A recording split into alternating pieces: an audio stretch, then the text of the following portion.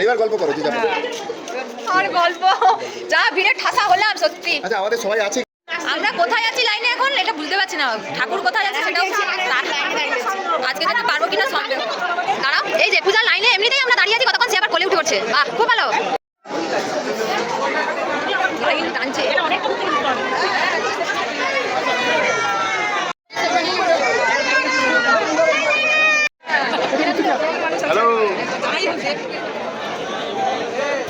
Hello বন্ধুরা, welcome back to my channel. তো বন্ধুরা, যারা যারা স্বপ্নাস লাইফস্টাইলে লাস্ট ব্লগ দেখেছিলে তারা কিন্তু নিশ্চয়ই দেখেছিলে যে আমি মুর্শিদাবাদ ঘুরতে এসেছি আর এখন চলে এসেছি তারাপীঠ, মানে বীরভূম পৌঁছে গেছি। তো এখন চলো আমরা এখন রুমে যাবো। তো আমরা এসেছিলাম হোটেল বন্ধনে। তো চলো তোমাদেরকে রুমটা দেখাই। তো আমরা ছিলাম 3rd ফ্লোরে, আর এখানে কিন্তু দেখতে পাচ্ছি মানে নিচ থেকে ওপরে উঠে এলাম তো প্রচুর লাইট দিয়ে সাজানো রয়েছে হোটেলটা।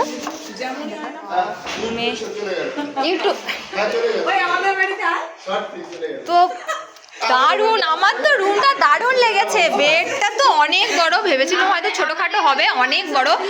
সাইডে দেখতে পাচ্ছি একটা ব্যালকনিও রয়েছে, কিন্তু ব্যালকনি থেকে কিছু দেখা যাচ্ছে না, ঘর দেখা যাচ্ছে এই পাশে। আর দেখো জিনিসপত্র রাখার একটা টেবিল রয়েছে। হচ্ছে বাথরুমটা তো খুবই সুন্দর। দেখো আমরা কিন্তু মন্দির থেকে 5 মিনিট দূরেই রয়েছি, আর রুমগুলো কিন্তু খুবই সুন্দর। কিরে তোর কি হলো? আনন্দে যে প্রচুর খুশি, নাচানাচি করে আবার আঙুল কি করছিস? রুমটা যতটা খারাপ হবে ভেবেছিলাম হয়তো, কিন্তু মানে দারুণ দারুণ। বেডটা তো খুবই সুন্দর, আর রুমে আয়না রয়েছে সাজার জন্য, একদম পারফেক্ট। তুই চুপ কর, মার্কেটে ফেটে এখানে সারাক্ষণ কিছু না কিছু করতে আছে। আমার সাথে বেশি ঝগড়া করিস না, ওই জন্য এরকম হয়। ব্যাস একজন পার্কেটে এখন ব্যান্ডেজ করছে, ব্যান্ডেজ। এসেছি বীরভূম। তো সকাল থেকে তো স্নান করাই হয়নি, মানে স্নান করিনি তো, কারণ স্নান করে পুজো দিতে যাব।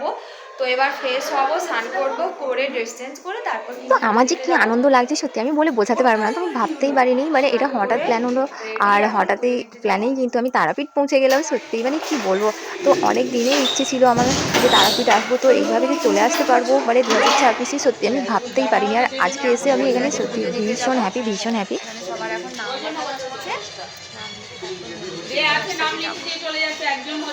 তো আমাদের হোটেলে কিন্তু একজন বামুন এসেছিল, আর আমরা কিন্তু সেখানে পুজোর ডালির জন্য নাম লিখিয়ে দিয়েছি।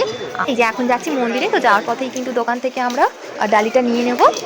তো আজকে তো বুঝতে পারছি না, মানে যেহেতু হলিডে তো ভাবছি যে প্রচুর ভিড় হবে, তো কতটা ভিড় হবে সেটা তো বুঝতেই পারছি না।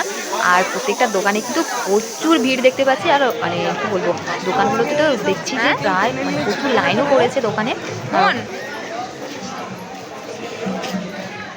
তো মানে আমি তো আসছিলাম, আর আমি তো আগে কখনোই আসিনি, ফার্স্ট টাইম এসেছি তারাপীঠ।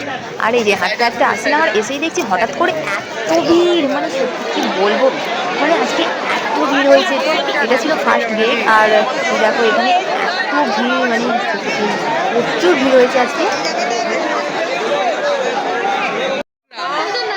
সবে লাইন এলাম বাবা, কত।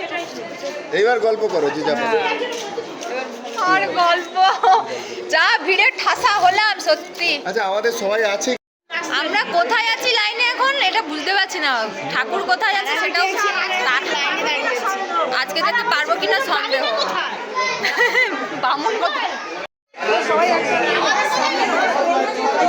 7:30 বাজে, আমাদের হয়তো ঠাকুরের কাছে পৌঁছতে আরো 2 ঘন্টা লাগবে। আমরা কিন্তু 7:30টার দিকে লাইনে দাঁড়িয়েছি, আর কখন যে মানে মায়ের দর্শন পাবো তা সত্যিই জানি না, আজকে পাবো কিনা তাও জানি না, কারণ প্রচুর ভিড় হয়েছে আজকে, প্রচুর ভিড় এখানে। দাঁড়াও, এই যে পূজার লাইনে এমনিতেই আমরা দাঁড়িয়ে আছি, কতক্ষণ সে আবার কোলে উঠে পড়ছে। বাহ, খুব ভালো। তো বন্ধুরা তোমরা দেখতেই পাচ্ছ যে আজকে মানে প্রচুর ভিড় হয়েছে, প্রচুর ভিড়। তো আমরা কিন্তু জেনারেল লাইনে দাঁড়িয়ে পুজো দিচ্ছি, আর ভিআইপি লাইনে রয়েছে, কিন্তু সেখানে কিন্তু 500 টাকা পার হেড, 500 টাকা দিয়ে কিন্তু পুজো দিতে হবে।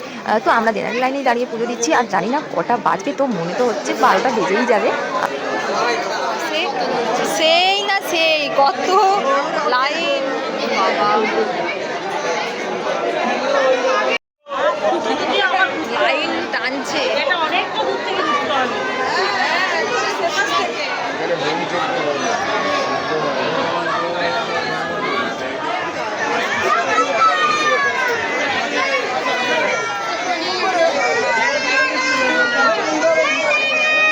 তো এখন কিন্তু প্রায় 15টা বাজে, তবুও কিন্তু আমরা মন্দিরের ভেতরে প্রবেশ করতে পারিনি, এখন লাইনে দাঁড়িয়ে রয়েছি।